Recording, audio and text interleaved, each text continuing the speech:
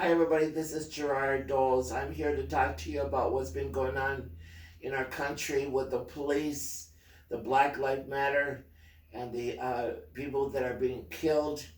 I would like to share what my heart says, what's going on. First, I want to talk about George Floyd, who was murdered by a police officer. I live in Minneapolis, Minnesota. I had the honor to work I had the honor that he worked at the Salvation Army where I was, and he was our security guard. He was a gentleman to me. He was very polite. I had just great things to say about George. And of course, what we saw on the video, where the cop had his knee on his neck, we know that there was at least 96% of America knew that it was murder. Even 100% of the police officers said it was a murder. What happened? So we had agreement. Everybody was in agreement. There was nobody was against nobody until the liberal media and some of the another party that stirred up a lot of trouble. We had a lot of riots, and we had great protests, peaceful First Amendment right to protest, but then there was bad people that came into the protests, and they started looting and fire and stuff like that, and it was really sad. I only went to one memorial service, and that was at the Salvation Army for George. It was so beautiful. We had 200 balloons. It was wonderful. But now I want to go back to Atlanta, Georgia, where two officers were indicted for the killing of or the shooting at Mr. Brooks, who was in a car. But first, I want to talk about the word taser. Now, taser, if you get hit by a taser gun in the heart, it can cause a lot of damage in the heart, or if you're older, it could cause a heart attack. In fact, I saw a video of an 18-year-old boy that got shot right in the heart, a taser. He is now paralyzed. You can see this on YouTube. If you get hit in a taser in your head, near the brain, you can have brain damage. It could cause death. So now I'm going to talk about the officers in Atlanta. These officers had a call from in Atlanta at Wendy's. There was a call that came in and said there was a man sleeping in his car. He doesn't have any weapons. We don't think he's just sleeping. We think he's been drinking or intoxicated. So what happened was the officers came. The two officers, they knocked on the window. Finally, they got him up. They were for 41 minutes. They were talking back and forth. They had him move his car to the side so people could get by to get their food.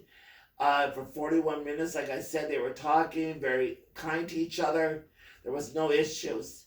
When there was a breathalyzer, he failed the test. He was drinking, and he said that his wife gave him the drinks, but he didn't know what it was. And he didn't know what it was, but he was legally drunk. Not a lot, but he was drinking, sleeping in the car. And because of that, they arrested him.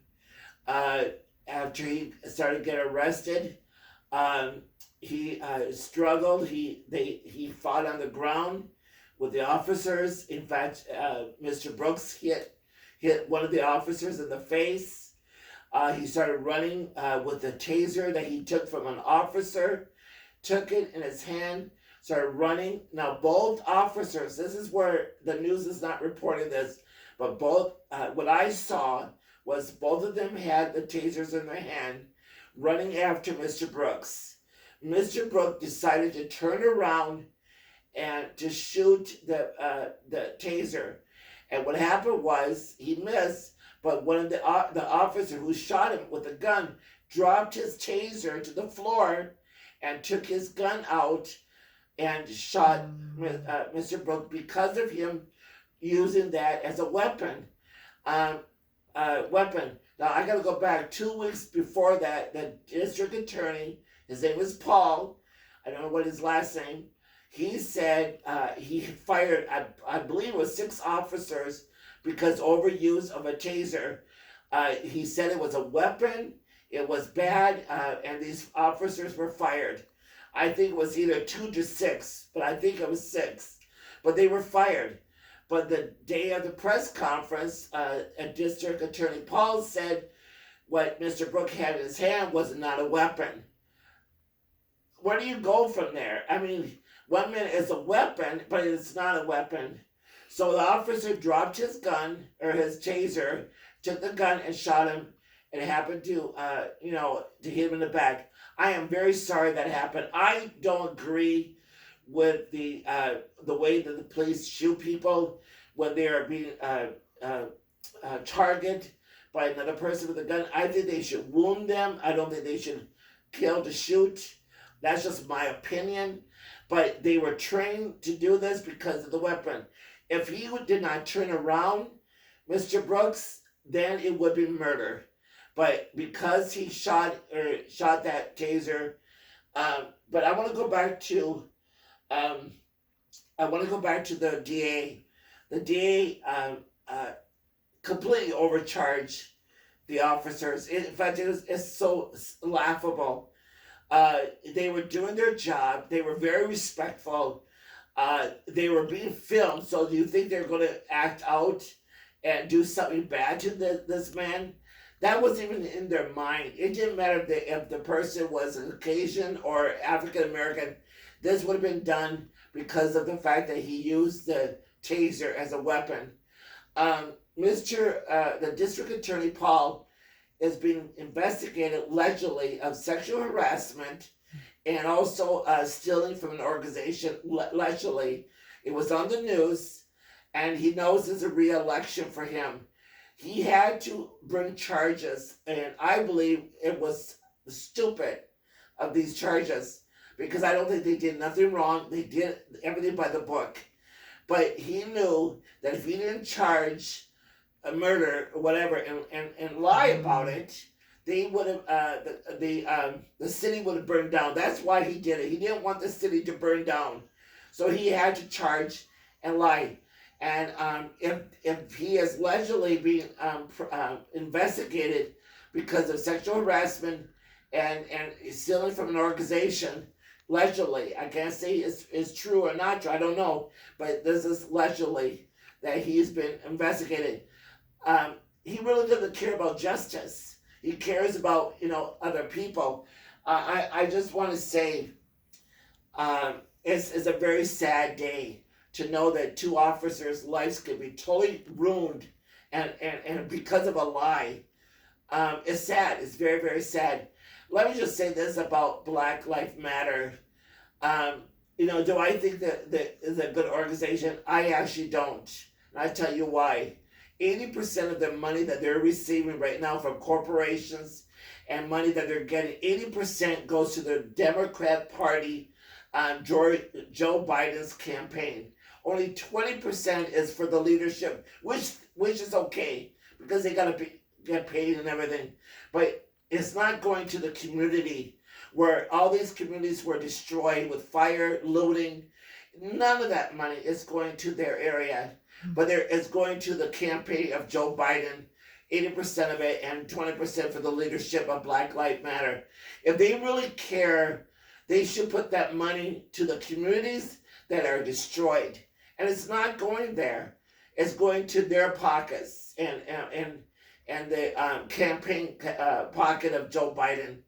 I'm outraged about that because it shouldn't be like that. These officers are being railroaded. They need to be protected. Now, I heard there might be a walkout, a strike called Blue. It's called Blue Flu Strike, where the police officers all over the country will walk off the job. These officers are being hurt. A lot of them are being hurt by violence. There's a lot of good cops. There are some bad cops.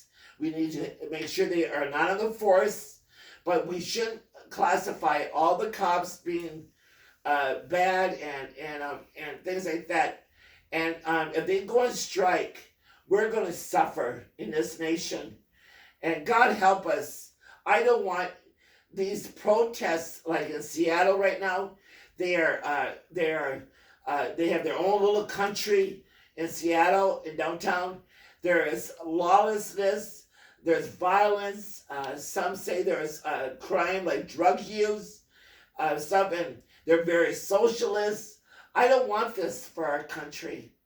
I don't want this, and I want us to get back to God. Really, I want to see us get back to Jesus, and come back to God right now because we need God more than ever. So these police officers are being railroaded by the system, and they're being used by the media and all these liberals that are wants to destroy our Constitution and bring in socialism and stuff like that. God help our country. We need a lot of help right now. Thank you for your time.